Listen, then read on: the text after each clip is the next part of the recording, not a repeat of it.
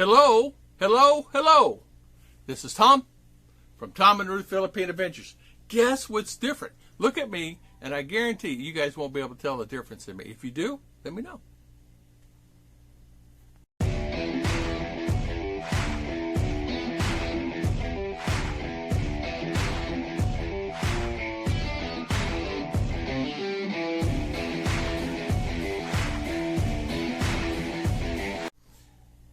I want to talk a little bit about relationships in the Philippines. And what I mean by that is nothing is guaranteed that will last forever in relationships. I have my friend, he lives in CDO. His name is Bruce. He's been here a little over 3 years. He got married initially when he came, within a few months of him coming. And he's married, he's on 13A, and his relationship is just going sour. And what I mean by that is he, as he wrote me and told me I could put this on because a lot of people reply and give comments, and a lot of the guys love it because it either sets them straight or gets them angry, you know. But most of the time, it's all good constructive criticism. Everybody doesn't like to be told what they're doing wrong, right?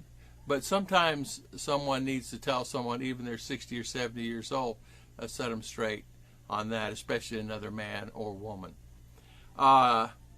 The thing that Carl is going through, he's going through relationship issues with his wife.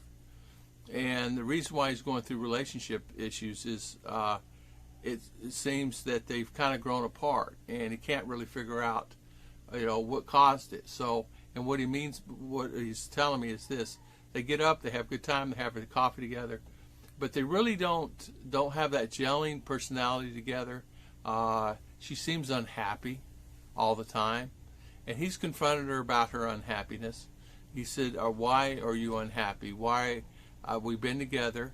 And she's not young. Well, she's around the same age that he is. He's I think he says 63. Let me look. 63, and been here 3 years. 63, and she's in her mid to late 50s. And she seems to be angry. She seems to be frustrated. She is not communicating with him. He talks to her. She doesn't really come back with any answers. She kind of sets off on her phone, on her Facebook, on her chat rooms, and things like that. And I asked him, I said, does she have a boyfriend? That's the first thing I'm thinking. She have a boyfriend, because they're married. Has to be a boyfriend. So, or whatever, I don't know. And he said, not that I know of. And he had the daughter, which is 16, which, look at it. And she said, no, she doesn't have a boyfriend that I'm aware of, and it's not on her phone. She's just chatting with all the chat mates. And chat mates could be male and female. And nothing is intended, she said, of any kind of irregular. In other words, she's normal. How you doing? The weather's, hot. No. And it's a group. It's a group of whatever people. So he said, that's out of the picture. He said, and I said, well, maybe she's not feeling well. So he asked her that, and I said, these are points that this has been going on for weeks. I said, ask her if she's feeling well. Ask her if something's wrong. Ask him if he did anything wrong. Ask him if he's a kid, something wrong with the kids. Ask him if it's financial. Ask him if it's any other things that all of the above. Plus. And he said, thought maybe it was the honey badger. Thought maybe it was her, whatever. Don't know. Going through time of life. I don't know. He said, no, it's none of that. None of that. So finally, he just sat down with her. This was today's Friday, Tuesday or Wednesday, and just set her straight. Either I have a relationship with you or I don't. I'm not wasting my time. I only have so many years left on this earth. Either I'm going to be happy, he said, or I'm not going to be happy. So what do I think? What do you think I want to be? He says, and he asked her straight, are you happy? He goes, yes. Well, why don't you show your happiness as sitting there like a lump on a log all the time? I mean, he told her straight. Why don't you? And that's what you have to do with people sometimes in America and here and wherever you're at, all throughout the world. So, hey, what's wrong? What's going on? Let me know. Give me feedback. Give me a thing, you know. So she said, no, I'm very happy. I don't have any problems. Well, why you sat in a corner on your phone for 18 hours, 19, 20 hours a day, and then you go to bed and you're office toward me, you don't come close, things like that. So she said, I don't know. And I said, well, maybe it's about a depression. Maybe she's depressed. And there are questions that you ask someone that's depressed, you know. And, you know, he asked her those questions. I don't have to go on here and tell them to you. You already know. And said she answered all of them correctly, so it didn't seem like that she's depressed. You know, the same thing a doctor would ask you if you're going in for depression. The doctor asks you these questions, you know, and it's usually, you know, 8 to 15 questions depending on how you answer the first one. And so he said he couldn't figure that. And he thought, well, I'll just send her to the doctor. Well, if you go send her to the doctor, you know, what are they going to do? So, long story short, now this is what it boils down to. Long story short, she got upset, but never told him. Comes through the daughter. She got upset because her family, her sister and some other people came over, and he just didn't acknowledge them or say hi to them, whether he thought he did or not. But remember, they've been together 3 years. Who cares, right? Come on. Man, there's been people in my house in U.S. I never knew who they were, but they're in my house. I go say, hey, who are you? You know, I'm this. Oh, yeah, okay. And what I mean by that is, you know, people come over and families there, and they open the door for, you know, it's the other family. So, or neighbors down the street. But in this case, he did not acknowledge her family. Well, she took it to heart. And I mean emotionally distraught, emotionally took it to her heart. Emotionally, she could have been that way for the next 25 years. And he said it would have been okay with me because I'm ready to hit the door. Or she's going to hit the door, actually, is what he said. Because they live in a condo that he bought. He owns the condo.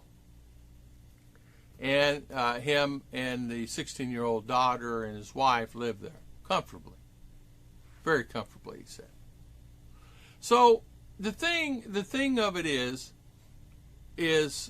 that's the thing. Communication is number one in relationships. Someone has a problem, you set them straight. Or they set you straight.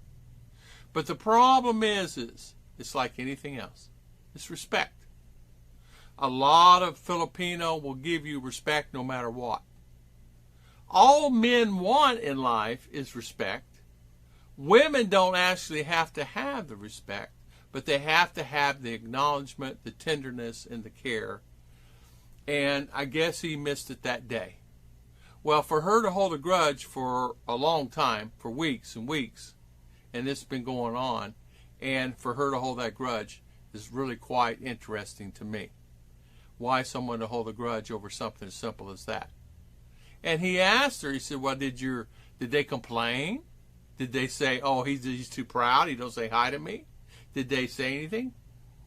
And according to the 16-year-old, no. They didn't say anything at all, but according to the wife, she was very upset about it. So that goes to show you that you have to talk out your relationships. You have to spend the time to find out what the root cause. There's always a root cause in any type of relationship issues. Whether you have it with your children, or you have it with your neighbors, or whether you have it with someone. It's either people can get put off. You have to be careful. You have to walk on eggshells here in the Philippines. And what I mean by that is you can't be the guy from New York City, you know, hey, you know, let me tell you something. This is the way it's going to be. I'm going to tell you today. This is what we're going to do today, 100%. I'm not, and you can't do that in a lot of cases here because the nature of the Filipino, the culture itself is always emotions out front. So you have to be very careful how you do that and handle that. And it doesn't matter if you're from Italy or Spain or a Brazilian right now. He's having a hard time with his wife. He lives in Bohol, and he's telling me, he says, and I got another guy, a Spaniard. He's saying has the same problem. He says, I don't understand. Why? What's the problem? Well, the problem is how you speak and the tones and the words you say and how you say the words. People get put off that way. And I'm trying to teach that to my daughter. Certain tones she uses is way out of the league. She's way off. She thinks she's right because she sees it on TV, but she's way off. So I'm trying to teach her the tones and how you say words and speak it in. There's Filipino English and then what they call American English. Filipino English is way different than what American English is. And I even catch the teachers at school making a statement or write a letter, and it's way off league. It's way off league. If they had to go to U.S., the teacher would read that and just say, "Oh my goodness, oh my, wrong grammar." So there's that way and this way. So sometimes people may not understand you because you're speaking American English or UK English or any other kind of English, and they're understanding this here, Filipino English. And Filipino understand it, but they only understand depending on their college, not only so much. Now, I had an elderly gentleman back, it's probably been a year, no, it's been longer than that, maybe a year and a half ago, come up. He was during World War II and grew up during World War II. And he spoke English 100%. And he remembers hiding in a hole when the Japanese was here. And he reminded me of the stories, and he told me some stories about the Japanese coming here in World War II and all the troubles and the trials and tribulations that he went through during that time. It's quite stressful. He spoke very good English, and I asked him, he said, well, I was a seaman. I went to work here on a cruise line to get a job in U.S. And eventually I got on a cruise line in U.S., and it boosted my income from $1,000 a month to, $12,000 a month. So he ended up being really, really high. But he was telling me, and you can tell he's well off. And he was asking me, and he's telling me, he instructs the family and the kids, and they speak great English because he tells them, you're wrong. He'll tell the teacher they're wrong. And that's what I love about this guy. He sets them straight. He will tell them straight, teacher, you're wrong, improper language. When you speak the language, it's like this. That word that you used in that sentence is not the word that needs to be in that sentence at all. In fact, you're way off base with that. But get back to my guy. I'm sorry I got on a tangent, but the guy now is okay. We're okay. But he said he got so upset that he's got her another place to live.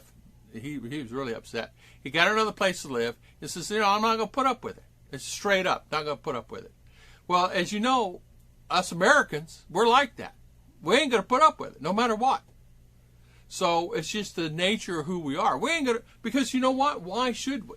There's no sense in it. So in his case, he already found a place to live. Get him out of the house or the condo. Get them out of where they need to go. They can live over here, and he pay the rent for a period of time. And the daughter was just broken up about it because he came clean to her, and that's the reason she went to her mother and got it all worked out. Because you know what? You've got to have that communication. If your husband's making you mad, just tell him in a nice way. Hey, hubby. No. Same thing as the lady. Hey, honey, if you don't mind, can I talk to you in a nice way? And you talk to him in a nice way.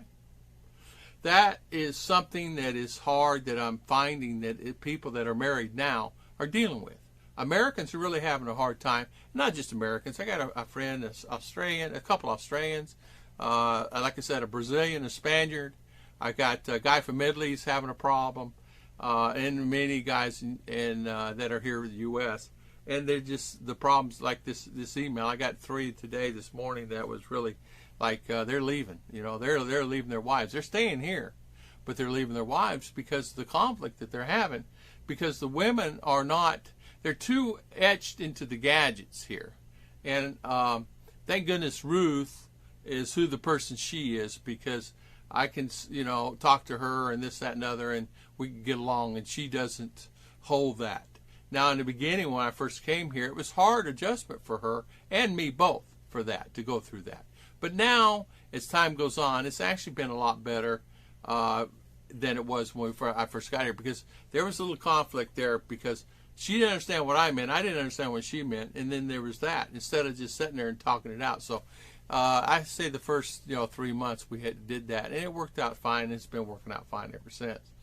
But I know that these guys are really, he was really distraught. I mean, he already had the apartment set, he had it furnished, he had already paid the rent. He's going to end up losing the rent because they're staying together now, because they figured out with the Ruth. When she found out she was going to lose what she had, her attitude completely changed for the whatever. Now, was it a version of Tampo she was playing? I don't know. And like I said, do I care? I don't care. I say if someone's not giving you a comment back on anything and they're not talking to you, I say the same thing for good.